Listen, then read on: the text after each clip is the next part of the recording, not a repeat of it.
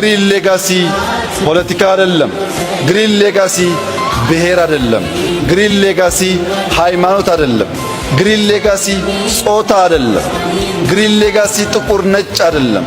ግሪን ሌጋሲ ኢትዮጵያን ማልበስ፣ ኢትዮጵያን መስራት፣ ኢትዮጵያን ለትውልድ አስቦ ማሻገር ስለሆነ የእናንተን ነገ አእምሮ ታዩት ዘንድ ዝናብ ቢሆን ጭቃ ቢሆን አድካሚ ሁኔታ ቢሆን ካላችሁበት ነገር ተነስታችሁ በየቀኑ በመትከል በጋራ በርብርብ እንድናሳካ በታላቅ ትህትና ልጆቻችንን ወጣቶቻችንን ማሳሰብ እፈልጋለሁ።